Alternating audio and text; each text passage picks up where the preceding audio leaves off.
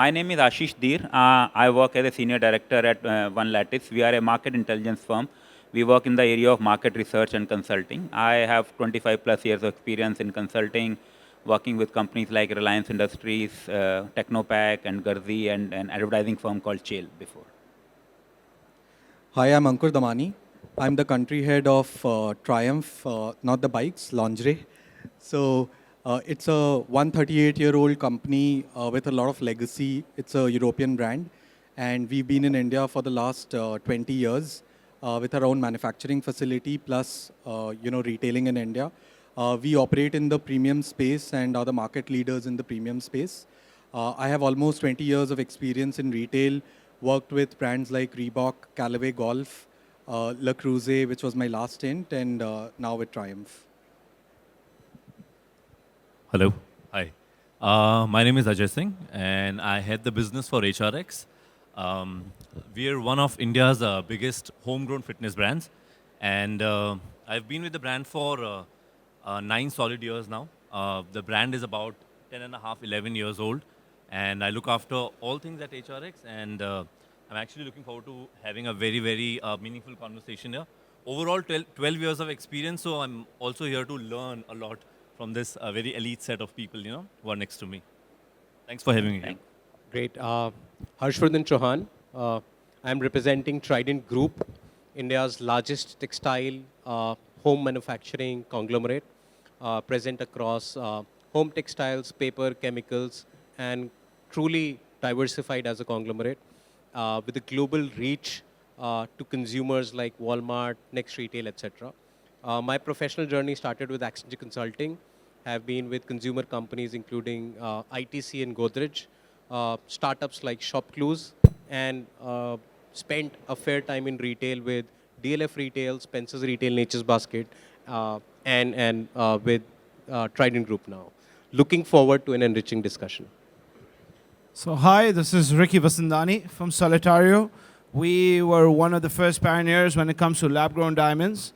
I started with a manufacturing unit, but today we are more B2C, straight to the retail. And yeah, my journey started from selling one diamond to today being in 7 countries and 21 cities. Look forward to catching up with you guys and tell you all my power of collaboration, what we've been able to do. Thanks everyone. So you can see, I think we have a very varied panel. We have got fashion innerwear brand, we have got a fitness brand, we have got a home brand, which is actually a conglomerate into other categories as well. And then, of course, our Ricky, is our diamond friend, our lab-grown diamond friend as well. So what I would want to start with is, we all collaborate. That's our topic, the power of collaboration. So we all know collaboration is important. We collaborate at home, with our family members, with our friends. While at school or college, we collaborate with our teachers, with our, again, peers. As well, and in businesses also we collaborate. So we all, it's an important thing. So quickly, I mean, 1 or 2 sentences I would want to ask each of you. How important is collaboration? How are you leveraging collaboration in your businesses? Just a quick one, and then I'll ask specific things. What does collaboration mean to you, each one of you? I think we discussed collaboration can be at various levels, from your employees to vendors and to brands. Maybe I'll talk a little bit about brand collaborations. I think a lot of like-minded brands can leverage each other, leverage the power of consumer by collaborating together. We are seeing a lot of this happening now with the power of social media and with so many new brands coming up. So I think it's a great way to reach out to the end consumer, benefit both brands and then the consumer as well. So I think it's really exciting times. Because again, it is not just about like-minded brands. A very recent example of, Zepto and Shaadi.com. I think that's the power of collaboration in the new age. Brands which you can't even think of will collaborate. And, they are doing this viral campaign and other brands are trying to leverage that campaign. So I think it's a very, very different world. I think very dynamic. So collaborations play a very, very big role at different levels. And I think, we'll talk more about it in terms of examples, but that's my take. Can we get one more mic? Yeah, I think taking forward your message, there's this one thing that I've seen on social media quite a bit. which says that, I'll reword that phrase because I don't fully agree with it, but the smart ones are collaborating, the rest are competing. And that's the world we are in. Things have drastically shifted since COVID, and in fact, this change was happening since a decade now, where leveraging each other's strengths is actually the way forward when it comes to business. And again, boasting, but it's the truth that we are actually a brand which was launched with the power of collaboration with Myntra. 11 years back when we launched, we did something which has never been done in the country. And it's almost sort of a case study of sorts now, where there are other celebrity brands also trying to replicate and try and do the same thing, finding successes, of course, but we truly understand how important collaborating and finding those like-minded people or organizations who buy into your ideology of what a collaborative business or a collaborative marketing effort can look like. And, like fair to say that we are all for it. Great. No, absolutely. I think we've all heard of wise men build homes and wiser men live in them. So I think in current days and age, when we've seen, especially in the last decade, where the entire consumer landscape has been truly disrupted, right starting in the 2000 with the rise of internet and online shopping and pivoting modern retail, shopping malls to e-commerce in India and now quick commerce.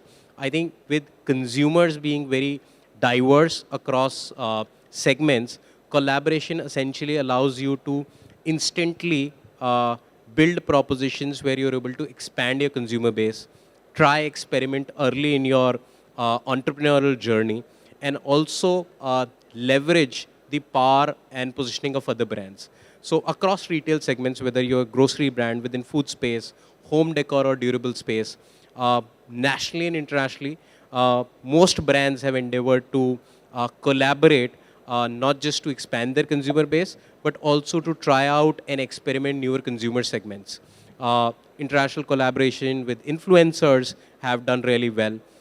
We've seen collaborations with a lot of IPRs internationally, whether it is international movies, etc., also help at a certain age in brand.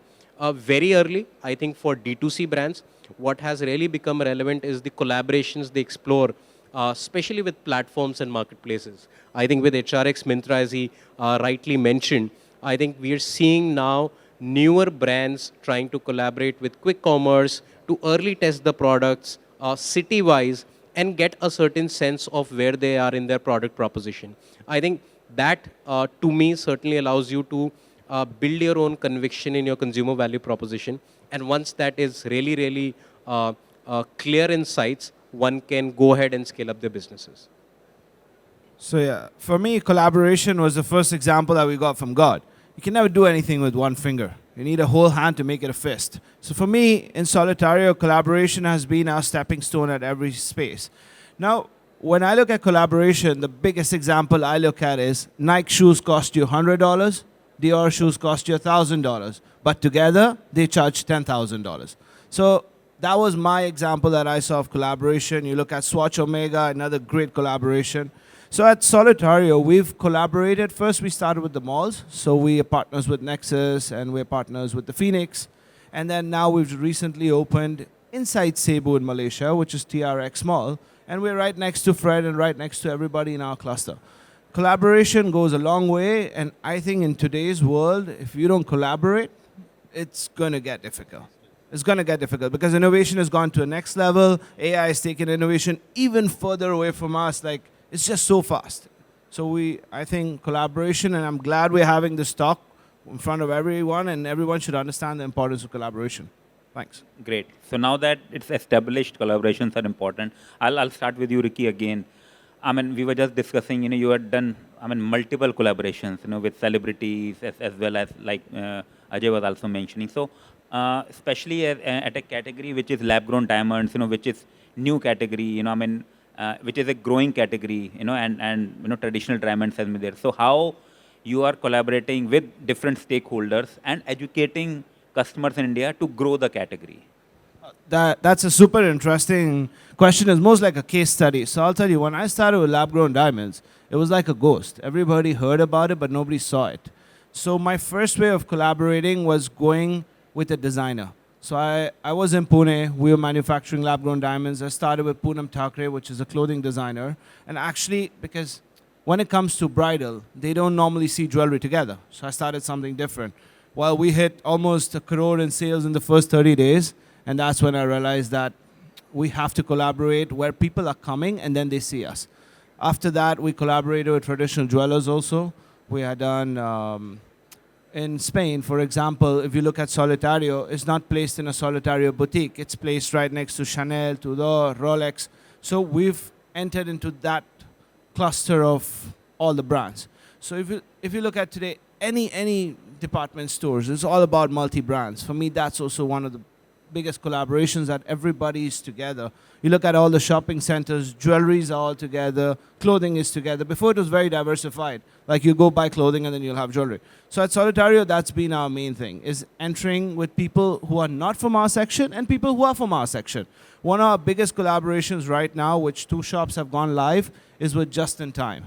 Just in Time is a watch store, and now you can go and buy a diamond also over there, which is Solitario branded. And what was the second part of your question, sorry?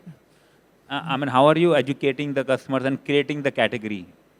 Well, for me, God-given gift, it's easy. The education just comes on this beauty, you know. When you look at a diamond, you just get self-educated. There's nothing to really explain about it. I mean, I think at the end of the day, customers also have seen what really a white diamond is. Because in the past, whenever you bought natural diamond, because of the cost, you would buy maybe an etch color. I don't know if you all are familiar with the colors of diamond. An etch, maybe an SI, a VS. But today, the world has seen so much EF color that the etch color just looks dull to them. I've had customers and come and say, "Mera heera kyun nahi chamak raha hai?" You know, like, "Aapka kyun aisa hai? Rhodium polish hai." Madam, quality hai. So educating the client has been opening enough points of sale. Collaborations have helped me open points of sale, but not be tied up to the OPEX. You know, at the end of the day, OPEX is what kills you when you go into retail, because it takes time till your consumer comes and buys.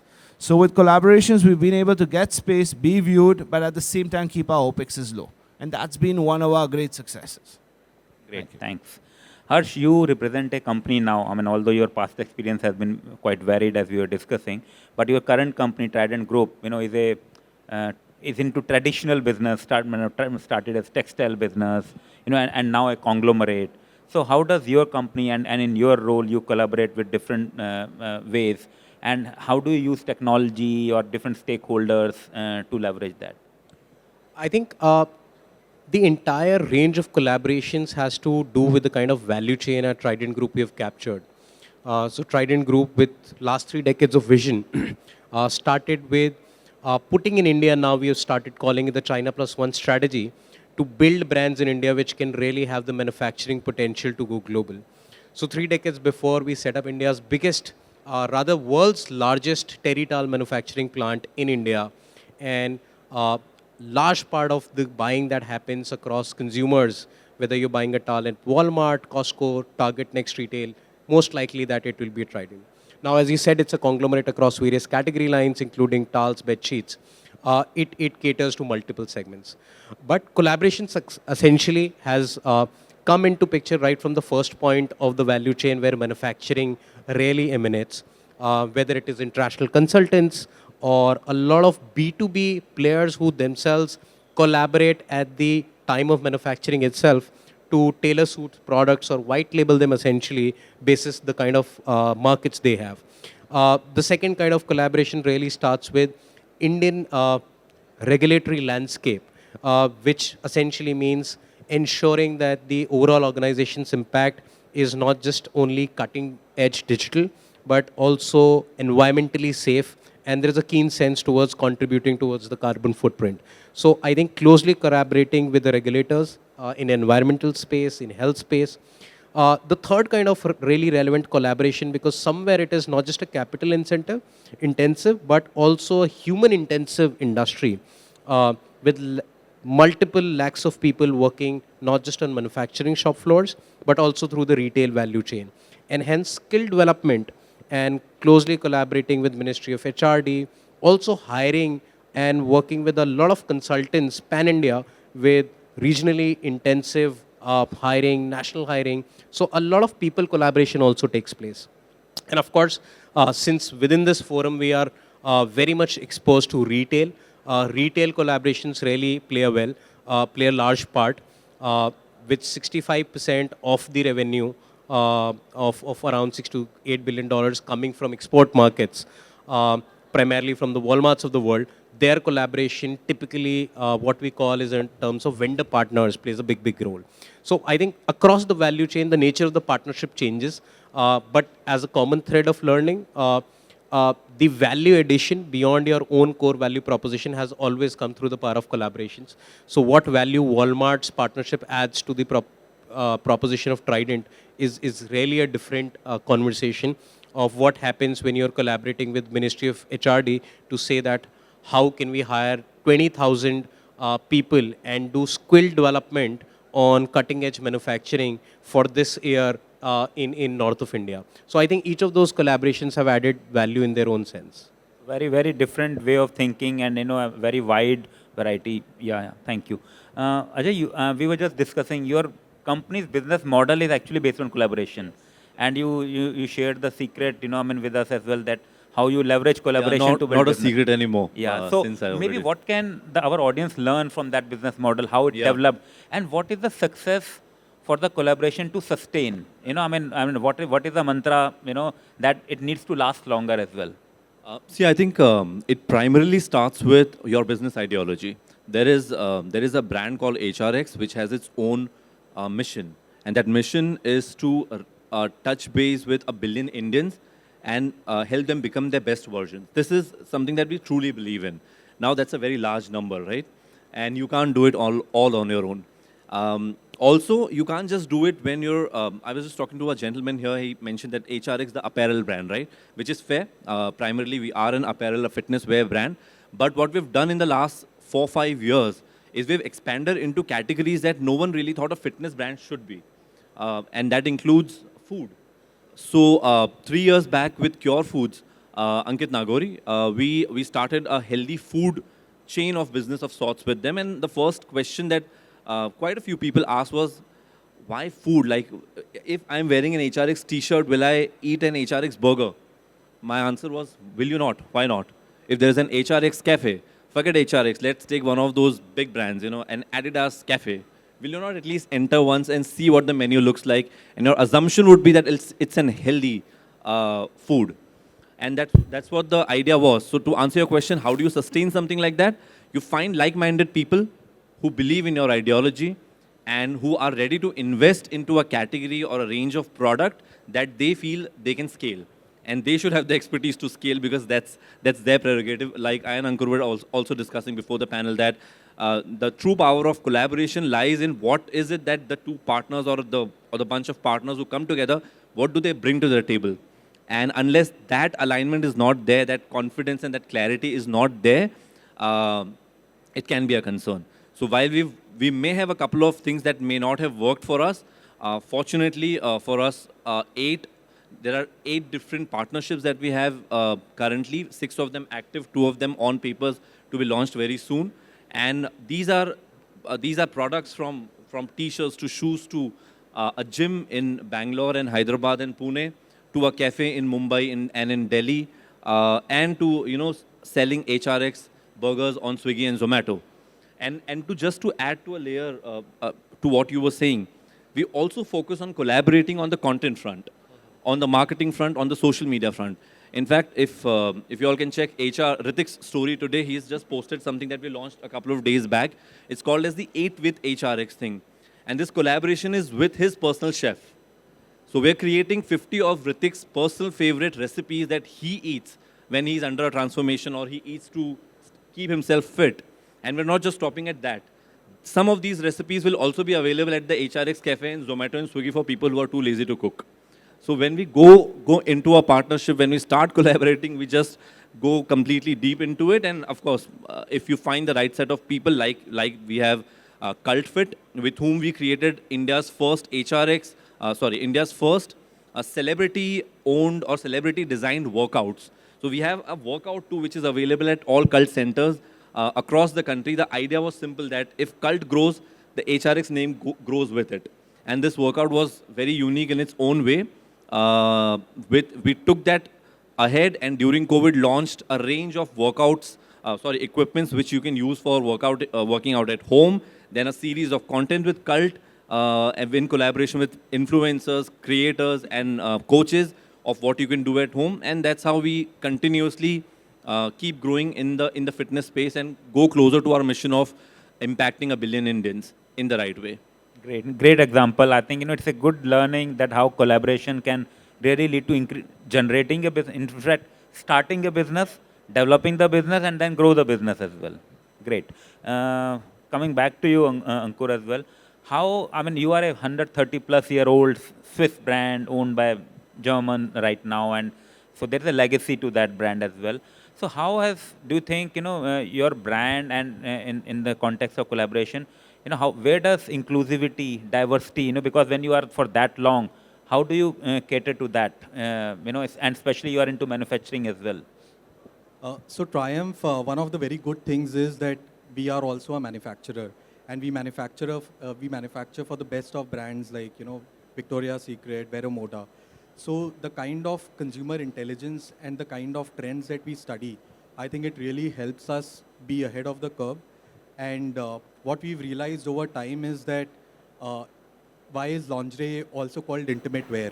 It's all about intimacy. It's all about individuality. And we believe that one size does not fit all. And that's why we've come up with, revolutionary technologies. We are very, very innovative. So where we start is that even one size cannot fit all the women. So what we do is with, tech and with 3D construction, we create products which are almost like a made to measure. So one size will fit 3 different body types and take the shapes of, their bodies. So that is what we are talking about. So, and we believe a lot in inclusivity, not just from a product perspective where we are like available. One thing which we are very proud of, especially in a country like India, we promote a lot of plus sizes. And if you see the lingerie mix, not many premium brands offer that. So we are offering plus sizes and big cups across, 1,000 plus stores. So that is something like, which is walk the talk and not just talk about it. So, and even in our campaigns, so our latest campaigns is it's personal.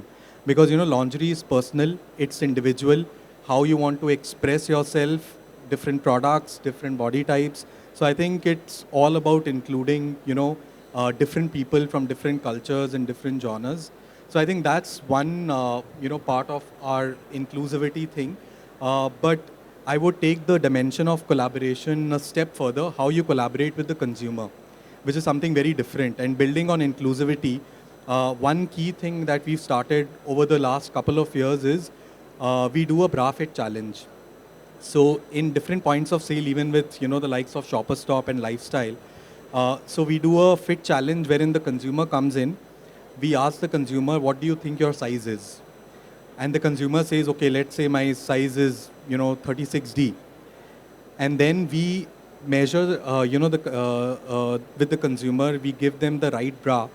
And we've realized that more than 60% women do not know the right size, which is, phenomenal because one of the things is also that for every woman, the body type is also changing every 6 to 12 months. So this is and this is not about, selling your brand. It is about educating the consumer, and it is about telling the consumer that, wow, you've been wearing this size for the last 5 years and it's wrong. So, that's where the consumer really thinks about your brand. And it's just more than a product offering. It's like, educating and telling the consumer the right things. So I think this is something which is a very good consumer engagement activity. It builds a lot of trust. And then when you are a brand which is synonymous with, quality and fit, I think it also helps. Thanks. And maybe one more topic about collaboration, which I think a lot of young marketeers would be thinking about. So this comes from my last organization, Le Creuset. So when we entered India, of course, a lot of people face this challenge that when you are starting afresh, you have very limited marketing dollars. So what do you do with that, right? And it's a chicken and egg story. Unless you spend, you'll not acquire consumers, but you can't spend, right? Because you are too new, you don't have that kind of revenue. So what we did with what is the power of collaboration is that when you have like-minded people, like-minded brands, how you leverage their consumer base, how you leverage their, power, and try to influence the consumer. So couple of very interesting things that we did. Uh, so with the likes of very premium brands, of course, Le Creuset was bridge to luxury. So we tied up with the likes of BMW, American Express, and we did very very exquisite celebrity chef-driven evenings, and in that space, word of mouth plays like a big role. And with social media amplification, because the consumer comes clicking, pictures with celebrity chefs in a BMW lounge. So I think this is something that we've leveraged a lot. And one very unique thing we did, which was not done before, is we tied up with royal families. Now, people have just forgotten about royal families, what they do, where they are. So we brought them back to life, and we got them to the royal families themselves to cook meals and cook their century old recipes, which is so intriguing to the end consumer because it's a completely different dimension. I mean, you'll walk into the best restaurant or a Michelin star restaurant, but here you're talking about a royal empire which cooked something 300 years back for the king, and then amplifying it on social media, on traditional media as well. So it's something so different and it brings so much originality to your brand. So I think this is something that, a lot of young marketeers with limited marketing dollars, I think these are things how you can leverage on with different brands, more powerful brands, and, people to sort of go and, get the end consumer. Thank you. Thanks. So we heard some very interesting examples, innovative ways how to collaborate, how to build a brand with a frugal budget, marketing budget you have. So I would now like to make the house open for questions. Feel free, I mean, there are more examples these people have, so ask something very relevant for you, something which you want to go back with. Any questions? Okay, I'll get you the mic.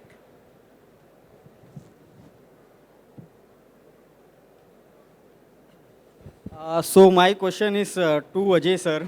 So basically, as HRX is into apparel brands, so as you are having lots of stores, so even back end, I know there are lots of operations which is involved in it.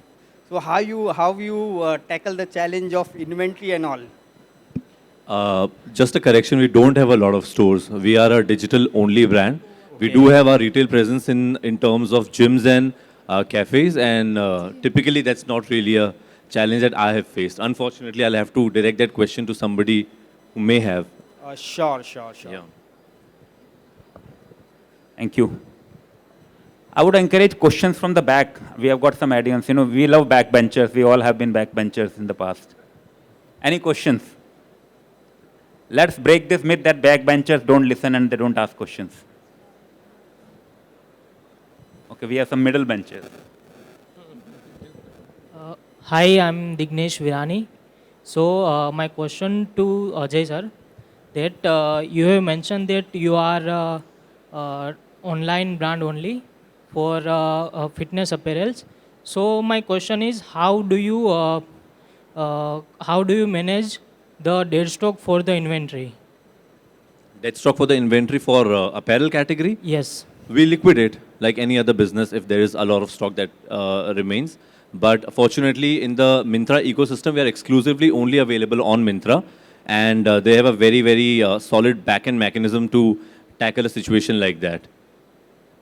And whenever there is a situation where there is a lot of liquidation that is required, there are a bunch of combinations like B2B and other activities that we keep on doing on ground where a lot of our inventory gets utilized. Thank you. But that I can't say for other brands on Myntra. We have a special access there. Thank you.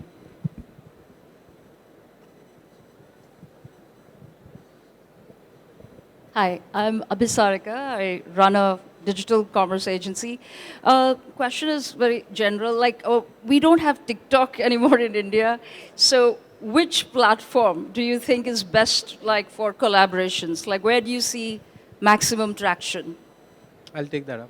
So hands down, right now as we stand, Collaborations, nothing beats Instagram as far as India is concerned.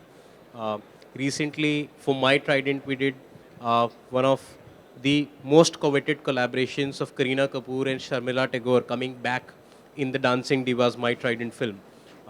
So I think the power of Instagram really now takes collaborations to a different level, both between the brands, influencers, and personalities. But I think we are also seeing this change, which is the undercurrents of new age social platforms also coming up. So we've seen a little bit of Snapchat sometime, but there are more vernacular social media platforms that are coming up. And a lot of content there is getting consumed in tier 2, tier 3 brand.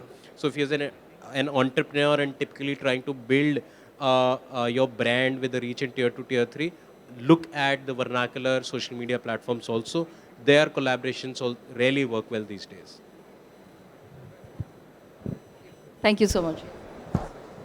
We have time for just one more question now. Yeah. My question is for Mr. Ricky. Yes, please. You know, in a country like India where people will always want to touch and feel a product like yours before they buy, how are you building that trust, with customers, and how are you tackling and how are you making more business from online? Are you just operating offline?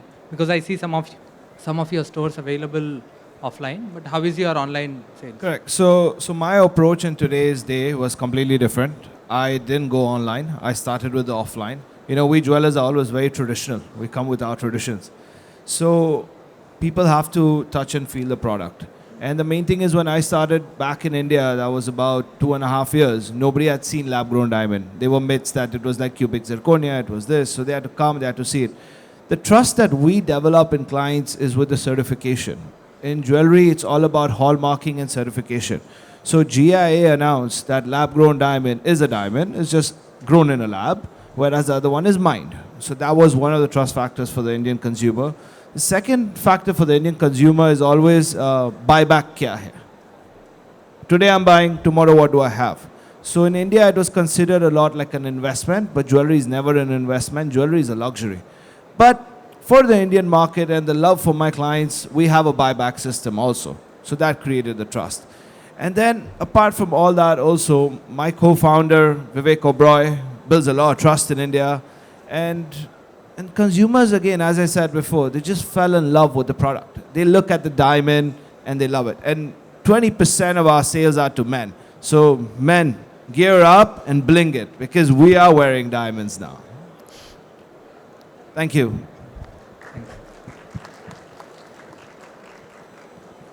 Would you like to conclude the session? So thanks. I would want to thank all the panelists. Just a quick word, one single word of advice to the audience.